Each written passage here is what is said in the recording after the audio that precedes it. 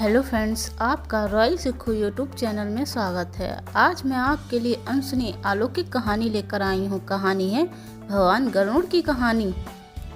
गरुड़ भगवान विष्णु का वाहन है। गरुड़ हिंदू धर्म के साथ ही बौद्ध धर्म में भी बहुत महत्वपूर्ण पक्षी माना गया है। ग्रंथों के अनुसार गरुड़ को संपूर्ण यानी अच्छे पंख वाला कहा गया है। जातक कथाओं में भी गरुड़ के बारे में कई कहानियां हैं। गरुड़ के नाम से एक पुराण, ध्वज, घंटी और एक व्रत भी है। महाभारत में गरुड़ ध्वज था। घर में रखे मंदिर में गरुड़ घंटी और मंदिर के शिखर पर गरुड़ ध्वज होता है। गरुड़ पुराणों में मृत्यु के पहले और बाद की स्थिति के बारे में बताया गया है। हिंदू धर्मानुसार जब किसी के घर में किसी की मौत हो जाती है तो गरुड़ पुराण का पाठ रखा जाता है। गरुड़ भारत का धार्मिक और अमेरिका का राष्ट्रीय पक्षी है। भारत के इतिहास में स्वर्ण युग के रूप में माने जाने वाले गुप्त शासकों का प्रतीक चिन्ह गरुड़ ही था। कर्नाटक के होयसैल शासकों का भी प्रतीक गरुड़ था। गरुड़ इंडोनेशिया, थाईलैंड और मंगोलियन आदि में भी संस्कृति प्रकृति के रूप में लोकप्रिय है। इंडोनेशिया का राष्ट्रीय प्रकृति गरुड़ है। वहाँ की राष्ट्रीय एयरलाइंस का नाम भी गरुड़ है। इंडोनेशिया की सेनाएं संयुक्त राष्ट्र मिशन पर गरुड़ नाम से जाती हैं। इंडोनेशिया पहले एक हिंदू राष्ट्र ही था। थाईलैंड का शाही परिवार भी प्रतीक के रूप में गरुड़ का प्रयोग करता है। थाईलैंड के कई बौद्ध मंदिर में गरुड़ की मूर्तियां और चित्र बने हैं। माना जाता है कि प्राचीन काल में गरुड़ की एक ऐसी प्रजाति थी जो बुद्धिमान मानी जाती थी और उसका काम संदेश और व्यक्तियों को इधर से उधर ले जाना होता था। कहते हैं कि यह इतना विशालकाय पक्षी होता था जो कि अपनी चोंच में हाथी को उठाकर उड़ जाता था। गरुड़ जैसे ही दो पक्षी रामायण के काल में भी थे जिन्हें जटायु और संपत्ति कहा जाता था। ये दोनों भी दंडकारण्य क्षेत्र में रहते विचरण करते रहते थे। पक्षियों में गरुड़ को सबसे श्रेष्ठ माना गया है। यह समझदार और बुद्धिमान होने के साथ साथ तेज गति से उड़ने की क्षमता रखता है। गिद्ध और गरुड़ में फर्क होता है। गरुड़ के बारे में पुराणों में अनेक कथाएं मिलती हैं। रामायण में तो गरुड़ का सबसे महत्वपूर्ण पाठ है। प्राचीन वैष्णो मंदिर के द्वार पर एक और गरुड़ तो दूसरी और हनुमान जी की मूर्ति आविष्ट की जाती है। गरुड़ का जन्म सतयुग में हुआ था, लेकिन वे त्रेता और द्वापर में भी दिखे गए थे। प्रजापति की विनीता या विनीता नामक कन्या का विवाह कश्यप ऋषि के साथ हुआ था। विनीता ने प्रसव के दौरान 2 अंडे दिए। एक से अरुण का और दूसरे से गरुड़ का जन्म हुआ। अरुण तो सूर्य के रथ के सारथी बन गए तो गरुड़ ने भगवान विष्णु का वाहन होना स्वीकार किया। संपत्ति और जटायु इन्हीं अरुण के पुत्र थे। पुराणों कथाओं के अनुसार गरुड़ ने देवताओं से युद्ध करके उनसे अमृत कलश छीन लिया था। दरअसल ऋषि कश्यप की कई पत्नियां थीं, जिनमें से 2 विनीताएं और कुर्द थीं। ये दोनों ही बहनें थीं जो एक दूसरे से ईर्ष्या रखती थीं। दोनों के पुत्र नहीं थे तो पति कश्यप ने दोनों को पुत्र के लिए एक वरदान दे दिया। वनिता ने 2 बलशाली पुत्र मांगे, जबकि कुद्र ने 1000 सर्प पुत्र रूप में मांगे, जो कि अंडे के रूप में जन्म लेने वाले थे। सर्प होने के कारण कुद्र के 1000 बेटे अंडे से उत्पन्न हुए और अपनी माँ के कहे अनुसार काम करने लगे। दोनों बहनों में शर्त लगी थी कि जिसके पुत्र बलशाली होंगे, हारने वाले की उसकी रास्ता स्वीकार करनी होगी। इधर सर्प ने जो जन्म ले लिया था, लेकिन वनिता के अंडों में से अभी कोई पुत्र नहीं निकला था। इसी जल्दबाजी में वनिता ने एक अंडे को पकने से पहले ही फोड़ दिया।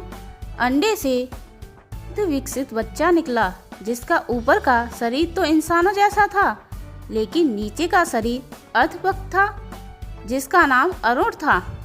अरुण ने अपनी माँ से कहा कि पिता के कहने के बाद भी आपने धैर्य खो दिया और मेरे शरीर का विस्तार नहीं होने दिया, इसलिए मैं आपको श्राप देता हूँ कि आपको अपना जीवन एक सेवक के तौर पर बिताना होगा। और दूसरे अंडे में से निकला उनका पुत्र उन्हें इस श्राप से मुक्त न करवा सका तो वह आजीवन दासी बनकर रहोगी। भय से वनिता ने दूसरा अंडा नहीं फोड़ा और पुत्र के श्राप देने के कारण शर्त हार गईं और अपनी छोटी बहन की दासी बनकर रहने लगी। बहुत लंबे काल के बाद दूसरा अंडा फूटा और उसमें से विशालकाय गरुड़ निकला, जिसका मुख पक्षी की तरह और बाकी शरीर इंसानों की तरह था। हालांकि उनकी मछलियों से जुड़े उनके विशालकाय पंख भी थे। जब गरुड़ को यह पता चला कि उनकी माता तो उनकी ही बहन की दासी हैं और क्यों है यह भी पता चला, तो उन्होंने अपनी मासी सर्पों से इस दास्ते से मुक्ति के लिए उन्होंने शर्त पूछी। सर्पों ने विनीता के दास्ता से मुक्ति के लिए अमृत मंथन से निकला अमृत मांग। अमृत लेने के लिए गरुड़ स्वर्गलोक की तरफ तुरंत निकल पड़े। देवताओं ने अमृत की सुरक्षा के लिए 3 चरणों की सुरक्षा रखी थी। पहले चरण में आग की बड़े पर्दे बिछा रखे थे, दूसरे में घातक हथियारों के आसपास घसड़ करती दीवार थी और अंत में 2 विषैले सर्पों का पहरा। तक भी पहुंचने से पहले देवताओं से मुकाबला करना था। गरुड़ सबसे भिड़ गए और देवताओं को बिखेर दिया। तब गरुड़ ने कई नदियों का जलमुख में पहले चरण की आग को बुझा दिया। अगले पथ में गरुड़ ने अपना रूप इतना छोटा कर लिया कि कोई भी हथियार उनका कुछ न बिगाड़ सका और सांपों को अपने दोनों पंजों में पकड़कर उन्होंने अपने मुंह अमृत कलश उठा लिया और धरती की ओर चल पड़े। लेकिन तभी रास्ते में भगवान विष्णु प्रकट हुए और गरुड़ के मुंह में अमृत कलश होने के बाद भी उसके प्रति मन से लालच न होने से खुश होकर गरुड़ को वरदान दिया कि वो आजीवन अमर हो जाएंगे। तब गरुड़ ने भी भगवान को एक वरदान मांगने के लिए बोला, तो भगवान ने उन्हें अपनी सवारी बनने का वरदान मांगा। इंद्र ने भी गरुड़ को वरदान दिया कि वो सांपों को भोजन रूप में खा सकेगा, पर गरुड़ ने भी अमृत कलश वापसी का वादा किया। अंत में गरुड़ ने सर्पों को अमृत सौंप दिया और भूमि पर रख कर कहा कि यह रहा अमृत कलश, मैंने यहाँ इसे लाने का अपना वादा पूरा किया और अब यह आपका हुआ, लेकिन इसे पीने से आप सभी स्नान करें तो अच्छा होगा। जब वे सभी सर्प स्नान करने गए तभी वहाँ अचानक से भगवान इंद्र पहुँचे और अमृत कलश को वापस ले गए, लेकिन कुछ बूंदें भूमि पर गिर गईं जो घास पर ठहर गई थीं। सर्प उन बूंदों पर झपट पड़े, लेकिन उनके हाथ कुछ न लगा। इस तरह गरुड़ की शर्त भी पूरी हो गई और सर्पों को अमृत भी नहीं मिला। त्रेता युग में गरुड़ जब रावण के पुत्र मेघनाथ ने श्री राम से युद्ध करते हुए श्री राम को नागपाश में बांध दिया था, तब महर्षि नारद के कहने पर गरुड़ ने नागपाश के समस्त नागों को खाकर श्री राम को नागपाश के बंधन से मुक्त कर दिया था। भगवान राम ने के इस तरह नागपाश से बंधे जाने पर श्री राम ने भगवान होने पर गरुड़ को संदेह हो गया था। गरुड़ को संदेह दूर करने के लिए महर्षि नारद ने उन्हें ब्रह्मा जी के पास भेज देते हैं। ब्रह्मा जी उनको शंकर जी के पास भेज देते हैं।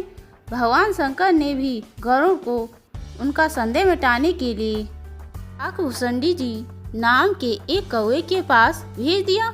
अंत में काकभूषणी जी ने राम के चरित्र की पवित्र कथा सुनकर गरुड़ के संदेह को दूर किया। लोमस ऋषि के श्राप के चलते काकभूषणी जी कौवा बन गए थे। लोमस ऋषि ने श्राप से मुक्त होने के लिए उन्हें राम मंत्र और इच्छा मृत्यु का वरदान दिया। कौवे के रूप में भी उन्होंने अपना संपूर्ण जीवन व्यतीत किया। वाल्मीकि से पहले ही काकभूषणी जी ने रामायण गरुड़ को सुना दी थी, जिससे पूर्व हनुमान जी ने संपूर्ण रामायण पाठ लिखकर समुद्र में फेंक दिए थी।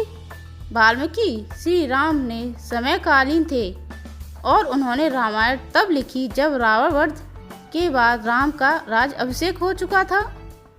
दोपहर में गरुड़ भगवान श्री कृष्ण को विष्णु का अवतार माना जाता है। विष्णु ने ही राम के रूप में अवतार लिया और विष्णु ने ही श्री कृष्ण के रूप में। श्री कृष्ण की 8 पत्नियां थीं, रुक्मणी, जावंती, सत्यभामा, कालिंदी, मित्राविंदा, सत्या, ब्रह्मा और लक्ष्मणा। इनमें से सत्यभामा को अपनी सुंदरता और महारानी होने का घमंड हो चला था, तो दूसरी ओर सुदर्शन चक्र खुद को सबसे शक्तिशाली समझता था और विष्णु वाहन गरुड़ को भी अपने सबसे तेज उड़ान भरने की घमंड था। एक दिन श्री कृष्ण अपनी द्वारका में रानी सत्यभामा के साथ सिंहासन पर विराजमान थे और उनके निकट ही गरुड़ और सुदर्शन चक्र भी उनकी सेवा में विराजमान थे। बातों ही बातों में रानी सत्यभामा ने स्वयं पूर्ण लहजे में पूछा, हे प्रभु, आपने त्रेता युग में राम के रूप में अवतार लिया था। सीता आपकी पत्नी थी, क्या वे मुझसे भी ज़्यादा सुंदर थीं? भगवान सत्यभामा की बातों का जवाब देते उससे ही पहले गरुड़ ने कहा, भगवान, क्या दुनिया में मुझसे भी ज़्यादा तेज गति से कोई उड़ सकता है? तभी सुदर्शन से भी रहा नहीं गया और वह भी बोल उठा कि भगवान, मैंने बड़े बड़े युद्धों में आपको विजय दिलाई है, क्या संसार में मुझसे भी शक्तिशाली कोई है? द्वारकाधीश समझ गए कि तीनों में अभिमान आ गया है। भगवान मंद मंद मुस्कुराने लगे और सोचने लगे कि इनका अहंकार कैसे नष्ट किया जाए। तभी उनको एक युक्ति सूझी। भगवान मंद मंद मुस्कुरा रहे थे। वे जान रहे थे कि उनके तीनों भक्तों को अहंकार हो गया है और उनका अहंकार नष्ट होने का समय आ गया है। ऐसा सोचकर उन्होंने गरुड़ से कहा कि हे गरुड़, तुम हनुमान के पास जाओ और कहना कि भगवान राम माता सीता के साथ उनकी प्रतीक्षा कर रहे हैं। गरुड़ भगवान की आज्ञा लेकर हनुमान जी को लाने चले गए। इधर श्री कृष्ण ने सत्यभामा से कहा, देवी, आप सीता के रूप में तैयार हो जाएं और स्वयं द्वारकाधीश ने राम का रूप धारण कर लिया।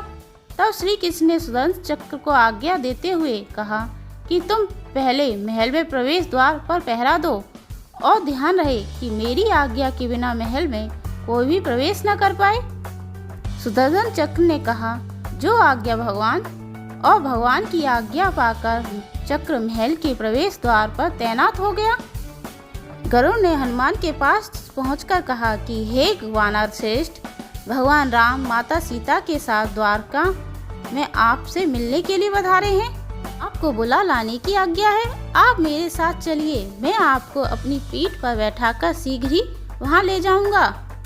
हनुमान ने विनय पूर्वक गरुड़ से कहा, आप चलिए बंधु, मैं आता हूँ। गरुड़ ने सोचा, पता नहीं यह बूढ़ा वानर कब पहुँचेगा। खैर, मुझे क्या, कभी भी पहुँचे, मेरा कार्य तो पूरा हो गया। मैं भगवान के पास चलता हूँ।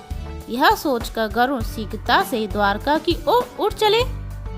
लेकिन यह क्या, महल में पहुंचकर गरुड़ देखते हैं कि हनुमान तो उनसे पहले ही महल में प्रभु के सामने बैठे हैं।